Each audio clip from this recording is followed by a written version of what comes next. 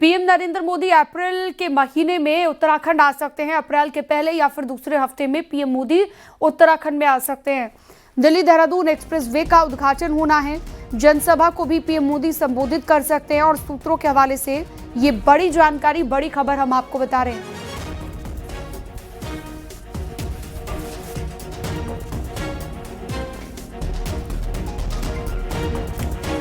उत्तराखंड में 19 अप्रैल से शुरू होने जा रही चारधाम यात्रा की तैयारी जोरों पर है। मुख्यमंत्री पुष्कर सिंह धामी का कहना है कि तीर्थ यात्रियों को सुरक्षित यात्रा करवाना सरकार की प्राथमिकता है। अब तक 10 लाख से ज्यादा रजिस्ट्रेशन बताते हैं कि देवभूमि में लोगों की आस्था है और इस साल भी श्रद्धालुओं की संख्या में इजाफा होगा।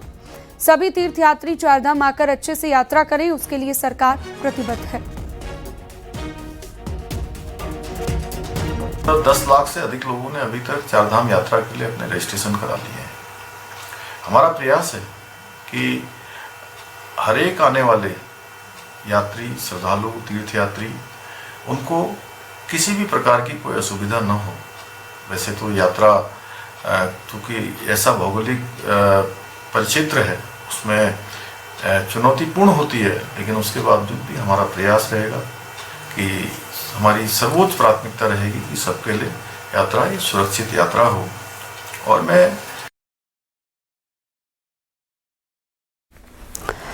और अगली खबर है उत्तरकाशी से, जहां पर यमुना जन्मोत्सव के पावन अवसर पर यमुनोत्री धाम के कपाट खुलने की तारीख और शुभ मुहूर्त घोषित किया गया है। यमुनोत्री मंदिर समिति और तीर्थ पुरोहितों ने 19 अप्रैल को अक्षय तृतीया के दिन कपाट खुलने की तारीख घोषित की है।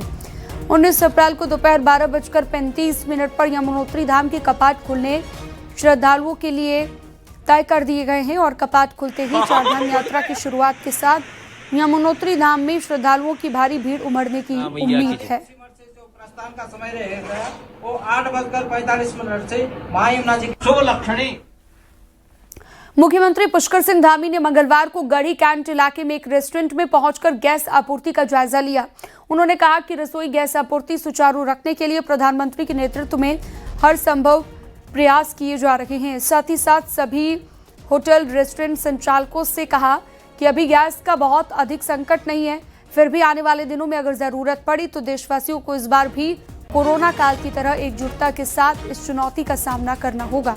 वहीं रेस्टोरेंट संचालक ने बताया कि वो गैस की खपत को कम करने के लिए तंदूर का अधिक इस्तेमाल कर रहे हैं। मुख्यमंत्री ने भी इस पहल को सराहते हुए प्रशासन को वैकल्पिक ऊर्जा के लिए जरूरी प्रबंध करने के निर्देश जारी कर दिए हैं।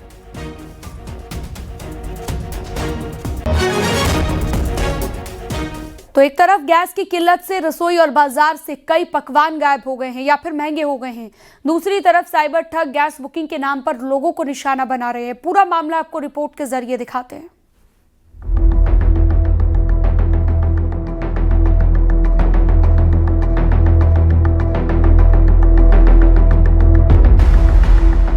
अगर आपको गैस सिलेंडर बुकिंग के नाम पर कोई मैसेज या कॉल आता है तो सावधान रहिए, कहीं एक क्लिक आपके अकाउंट को खाली ना कर दे। इस समय गैस सिलेंडर की कमी का फायदा उठाकर साइबर अपराधी फर्जी मैसेज और व्हाट्सएप लिंक भेज रहे हैं। इन मैसेज में जल्द गैस डिलीवरी का झांसा दिया जाता है और एपीके फाइल डाउनलोड करने को कहा जाता है। जैसे ही कोई यूजर इन लिंक पर क्लिक करता है तो साइबर अपराधी उसके मोबाइल और बैंकिंग जानकारी तक पहुँच बना लेते हैं और मिनटों में अकाउंट खाली हो जाता है। ऐसे ही करीब आधा दर्जन शिकायतें अभी तक उत्तराखंड साइबर पुलिस के पास पहुंच चुकी हैं।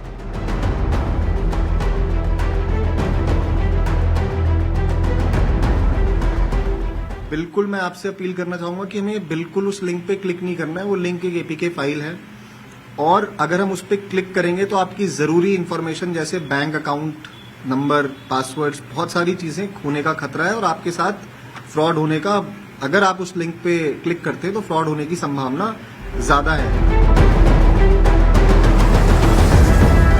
गैस संकट का असर अब बाजारों और रेस्टोरेंट पर भी साफ दिखाई दे रहा है। गैस सिलेंडर क्राइसिस के चलते खाद्य पदार्थों के दाम तो बढ़ ही गए हैं, इसके साथ ही आम जनता पर इसका सीधा असर पड़ रहा है। रेस्टोरेंट और ढाबों में अब सीमित मेन्यू ही रखा जा रहा है। अभी हम मसूरी से आ रहे हैं तो वहाँ से लेके यहाँ तक हमने देखा है कई रेस्टोरेंट्स में ऐसे इम्पैक्ट्स आ रहे हैं कि लिमिटेड उन्होंने अपने आइटम्स रखे हुए हैं। फॉर एग्जांपल आज हम यहाँ पे आए हैं तो पता चल रहा है कि 5 से 8 आइटम ही मिलेंगे, जैसे डोसा हो गया, छोले भटूरे हो गए, आपके आलू की सब्जी हो गई, और जो जिसमें गैस ज़्यादा यूज़ होती है वो आइटम्स नहीं इन्होंने रखा हुआ है। वो खाना चल रहा है, जैसे आप वन टाइम जो है छोला भटूरा बना दिया, हमने वितरण कर दिया, या हमने जो है वो आलू की सब्जी वगैरह बना करके रख दी। वन टाइम बनने वाले वो खाने अभी चालू हैं, क्योंकि वो हम लोग उस पर कोयले की वस्तु को चला रहे हैं।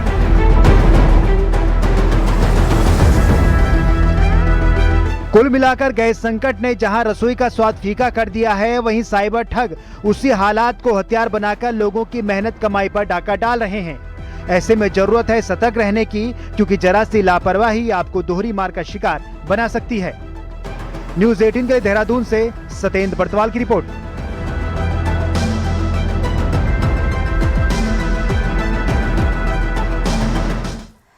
देहरादून में सामूहिक कन्या पूजन कार्यक्रम का आयोजन किया गया, जिसमें मुख्यमंत्री पुष्कर सिंह धामी शामिल हुए और इस दौरान सीएम ने लोगों को संबोधित करते हुए कहा, हमारा फोकस बेटी पढ़ाओ बेटी बचाओ पर है और सरकार की योजनाओं का फायदा महिलाओं को मिल रहा है। इसके साथ ही सरकार लगातार महिला सशक्तिकरण पर जोर दे रही है। वहीं सीएम धामी ने कहा कि ऐसे कार्यक्रम बेटियों के प्रति समर्पण भावनाओं और सम्मान को दर्शाता है और ऐसे कार्यक्रम हमारी युवा पीढ़ी को हमारी विरासत से जुड़ने के लिए भी प्रेरित करते हैं। पुष्कर सिंह धामी जी का स्वागत। पुष्कर धामी जिंदाबाद। अनुसूचित जाति, जनजाति एवं आर्थिक रूप से कमजोर वर्ग के परिवारों को भी विवाह में सहायता के रूप में 50,000 रुपए का अनुदान प्रदान किया जा रहा है। इसके अलावा नंदा गौरा योजना, गौरा देवी कन्याधन योजना, मुख्यमंत्री महालक्ष्मी किट योजना, पोषाहार योजना सहित अनेक कई योजनाएं, इसके माध्यम से बेटियों की शिक्षा से लेकर उनके रोजगार तक हर क्षेत्र में उनके प्रतिनिधित्व को, कि हर क्षेत्र में बेटियों को आगे आने का अवसर मिले। कोई क्षेत्र छूटना नहीं चाहिए जिसमें हमारी बेटियां ना आए।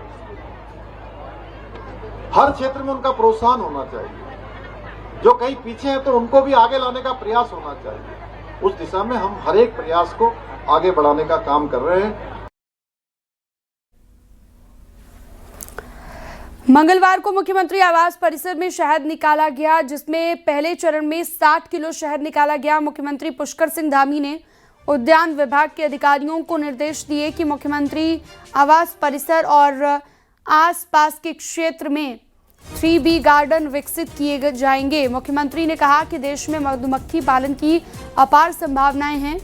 यहाँ पर उच्च गुणवत्ता वाले जैविक शहद का उत्पादन हो सकता है। खासतौर पर पहाड़ी क्षेत्रों में औषधीय गुणों वाला शहद तैयार करने के लिए लोगों को प्रेरित किया जाना चाहिए।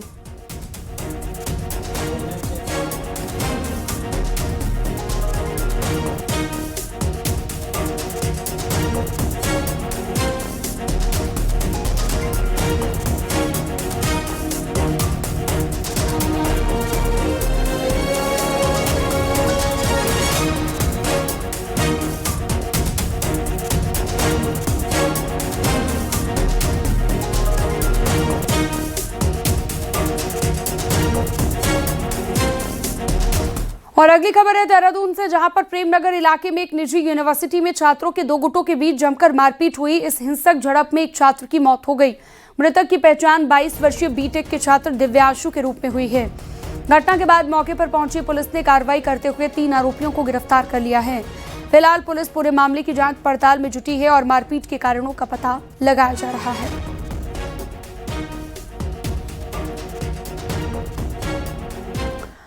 रुद्रपुर में उत्तराखंड की एसटीएफ ने अवैध हथियार तस्करी के खिलाफ एक बड़ी कार्रवाई करते हुए 2 शातिर तस्करों को गिरफ्तार कर लिया। संयुक्त अभियान में ऑटोमेटिक हथियारों की बरामदगी हुई, जिससे उत्तराखंड और उत्तर प्रदेश में सक्रिय एक बड़े गैंग का नेटवर्क ध्वस्त हुआ है। एसटीएफ की एंटी नारकोटिक्स की टीम कुमाऊं ने कोतवाली जसपुर पुलिस के साथ मिलकर ये कार्रवाई की। टीम ने जसपुर क्षेत्र से आरोपी शमशेर सिंह और सिमरनजीत को गिरफ्तार कर लिया है। इनके कब्जे से 2 pump action gun, 2 pistol, 32 bore और 10 जिंदा कारतूस तस्करी में इस्तेमाल एक कार को भी जब्त कर लिया गया है। आरोपी सिमरनजीत पुलभट्टा थाने का हिस्ट्री शीटर है, जिस पर उत्तराखंड और उत्तर प्रदेश में 1 दर्जन से ज्यादा आपराधिक मामले दर्ज हैं।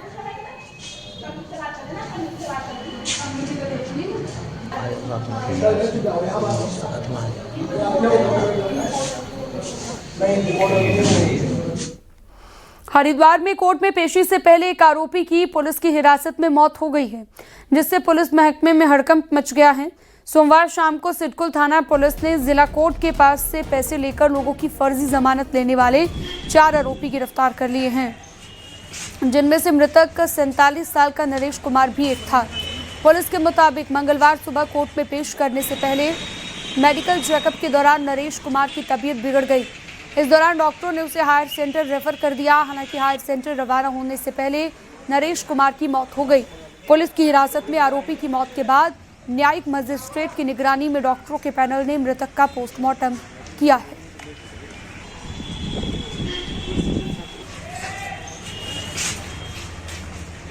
आज जब सुबह कोर्ट में पेश करने से पहले इनको सामुदायिक स्वास्थ्य केंद्र रोशनाबाद में जब मेडिकल के लेके गए तो वहाँ पे नरेश के द्वारा जो ड्यूटी में साथ में गए थे कर्मचारी उनके द्वारा बताया गया कि उसने हॉस्पिटल में बोला कि उसके पेट में दर्द है और फिर उसने बोला उसकी चेस्ट में पेन है। फिर डॉक्टर्स ने उसका इलाज किया तो उसके बाद उसको फिर जिला अस्पताल के लिए रेफर किया गया, जहाँ पे जिला अस्पताल में फिर इनकी मृत्यु हुई। देहरादून का सीएनआई गर्ल्स इंटर कॉलेज एक बार फिर से विवादों में है। आईटीआई से हुए खुलासे ने स्कूल प्रबंधन पर गंभीर सवाल खड़े कर दिए हैं। आरोप यह है कि पूर्व प्रिंसिपल ने स्टूडेंट्स से सरकारी फंड के नाम पर 35 लाख वसूले, लेकिन इन पैसों का कोई हिसाब नहीं दे रहा है। रिपोर्ट आपको दिखाते हैं।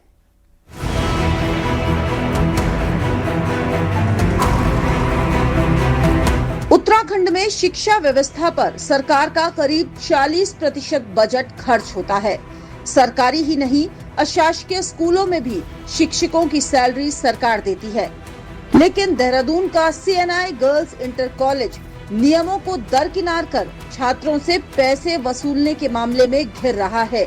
आरटीआई के तहत मिली जानकारी के अनुसार स्कूल की पूर्व प्रिंसिपल विनीता मार्टिन ने साल 2014 से लेकर 2024 तक यानी पूरे 10 सालों तक क्लास 6 से लेकर 12th तक के स्टूडेंट से हर महीने अलग अलग मदों में पैसे वसूले।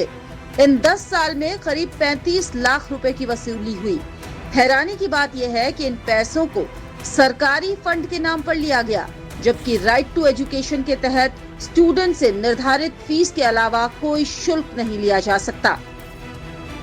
उन बच्चों से 3 हेड में 4 हेड में पैसा लिया जा रहा था अतिरिक्त शुल्क के नाम से। एक हेड था हेल्पर टीचर, एक हेड था डीजल, एक हेड था मेंटेनेंस और एक हेड था गवर्नमेंट डोनेशन। इसके ये देखिए, आपको मैं दिखाना चाह रहा हूँ कि 4 हेड है। इसमें इन्होंने 2010 से 24 तक लगभग 35 लाख से ऊपर पैसा इकट्ठा करा है। आरोप है कि मामले की जानकारी शिक्षा विभाग के अधिकारियों को भी है, लेकिन कार्रवाई के नाम पर सिर्फ जांच का आश्वासन दिया जा रहा है। वही मामले में स्कूल प्रिंसिपल ने बात करने से सीधे सीधे मना कर दिया। देखिए, एक्चुअली इसमें जो है मुख्य शिक्षा अधिकारी इस केस को जो है देख रहे हैं, उन्हीं की ओर से इसको हुआ भी है। बीच में मुझे इतना पता है कि आरटीआई में कई लोगों ने इससे डिमांड मांगा था, तो कार्रवाई होनी चाहिए। कोई गलत बात है जो बच्चों से गलत फीस ले रहा है कि गवर्नमेंट सब कुछ कर रही है, सीधी बात यह है। चाहे माइनॉरिटी इंस्टीट्यूशंस हो जो एडेड हैं, चाहे एडेड इंस्टीट्यूशंस हो, गवर्नमेंट सारी सैलरी दे रही है, बच्चों को भी जो चीज यहाँ पे दे रही है बच्चों को दे रही है। 10 साल में 35 लाख का गबन और सरकारी फंड के नाम पर पैसों का खेल, जबकि नियम साफ कहते हैं कि स्टूडेंट से पैसा नहीं लिया जा सकता, फिर भी सिस्टम और जिम्मेदार मौन है। अब सवाल यह है कि क्या जांच भी कागजों में ही दफन हो जाएगी या फिर किसी पर कार्रवाई होगी। न्यूज़ 18 के लिए देहरादून से भारती सकलानी उनियाल की रिपोर्ट।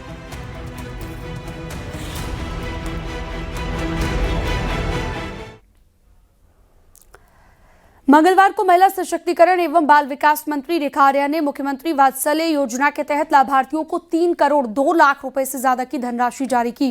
कैबिनेट मंत्री रेखा आर्या ने बताया कि इस योजना में प्रदेश सरकार 2020 से ही कोरोना महामारी के समय अभिभावकों को खो देने वाले बेसहारा बच्चों को हर महीने 3,000 की सहायता राशि देती है।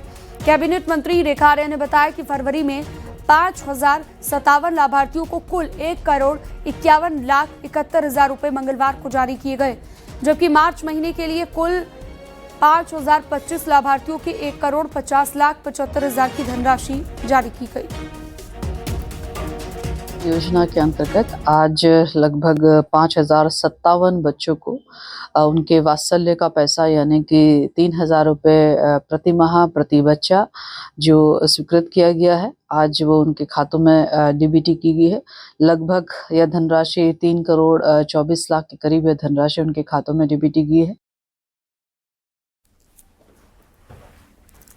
वैसे तो उत्तराखंड में बाघ और तेंदुए दिखना कोई बड़ी बात नहीं है, लेकिन हल्द्वानी के करीब रानी बाग में HMT फैक्ट्री कैंपस में 2 बाघ एक साथ दिखने से हड़कंप मच गया। कुछ लोग अपनी कार में सवार होकर HMT वाली रोड से निकल रहे थे कि तभी उनकी निगाह सड़क पर चल रहे 2 बाघों पर पड़ जाती है। हालांकि ये काफी कम उम्र के बताए जा रहे हैं। इसके अलावा जो जानकारी मिली है कि HMT की फैक्ट्री जिस जगह पर पड़ती है वहां पर शिवालिक टाइगर कॉरिडोर का हिस्सा है और यहाँ पर लंबे वक्त से टाइगर की मूवमेंट देखी गई।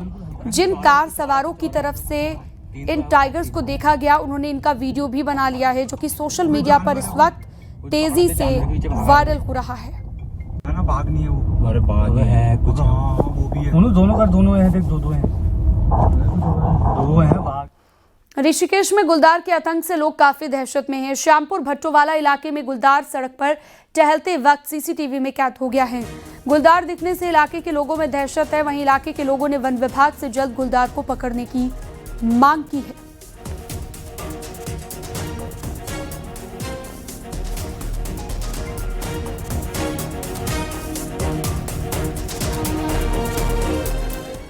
नवरात्र पर अल्मोड़ा के स्थित चितई गोलू देवता मंदिर में श्रद्धालुओं की भारी भीड़ उमड़ रही है। दूर दराज से पहुंचे श्रद्धालु घंटों लंबी कतारों में खड़े होकर दर्शनों का इंतजार करते हुए नजर आए। चितई गोलू देवता को न्याय के देवता के रूप में जाना जाता है और पूजा जाता है। कहा जाता है कि जिसे कहीं न्याय नहीं मिलता, यहाँ पर सच्चे मन से अर्जी लगाने पर उनको न्याय जरूर मिलता है।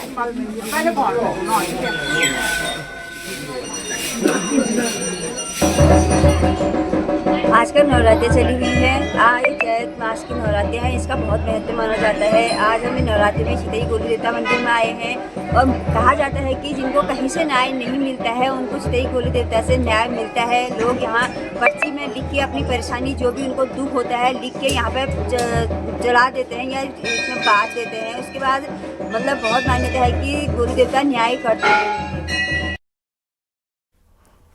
खबरों का सिलसिला जारी है, वक्त एक छोटे से ब्रेक का।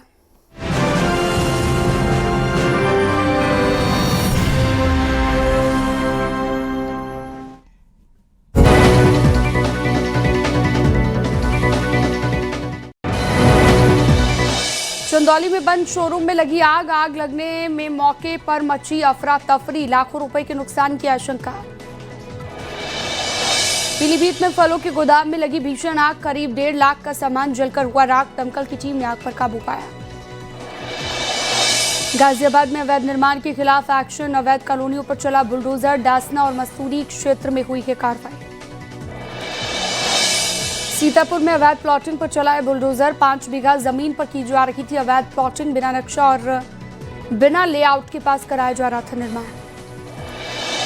प्रयागराज में शराब की दुकान में हुई चोरी की वारदात सीसीटीवी में रिकॉर्ड हो गई है। प्रयागराज में निर्माणाधीन मकान की छत गिरी, कई मजदूरों के दबे होने की आशंका। पुलिस की टीम कर रही राहत बचाव कार्य।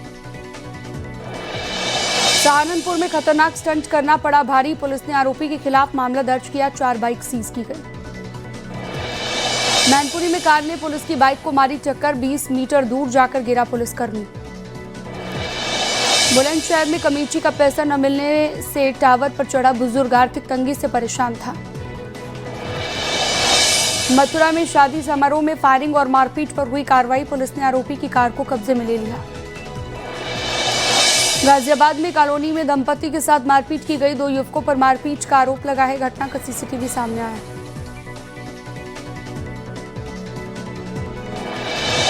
वाराणसी में मकान में हुए ब्लास्ट का सामने आया सीसीटीवी फुटेज, 2 लोगों की मौत हुई। थाना मंडुआडीह क्षेत्र की घटना।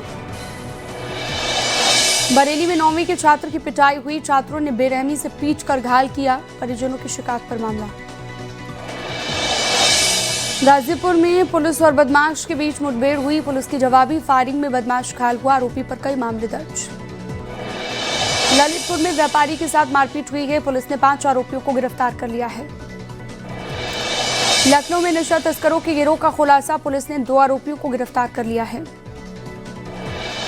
प्रयागराज कोल्ड स्टोरेज हादसे के मामले को लेकर कार्रवाई, एसपी नेता अंसार अहमद समेत बेटे और भतीजे को भेजा गया है जेल। नोएडा में डीएम ने इंटरनेशनल एयरपोर्ट का निरीक्षण किया है, लोकार्पण कार्यक्रम स्थल का निरीक्षण किया, एंट्री और एग्जिट पॉइंट पर साइनेज बोर्ड लगाने के निर्देश।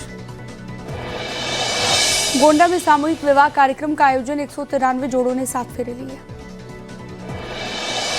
इटावा में बेकाबू ट्रक ने बाइक सवार भाई बहन को कुचल दिया, हादसे में बहन की मौत, भाई गंभीर रूप से घायल।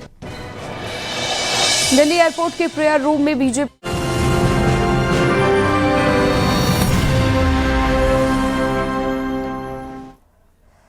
उत्तरकाशी के फिताड़ी गांव में भीषण आग से भारी तबाही मची है। अचानक से लगी आग ने 6 घरों को अपनी चपेट में ले लिया, जिससे करीब दर्जन भर परिवार बेघर हो गए।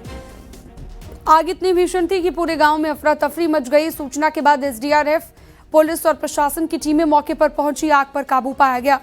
वहीं एसडीएम के निर्देश पर राजस्व टीम नुकसान का आकलन करने पहुंची। फिलहाल आग लगने का पता अब तक नहीं चल पाया है। राहत की बात यह है कि अब तक किसी जनहानि की कोई सूचना नहीं है।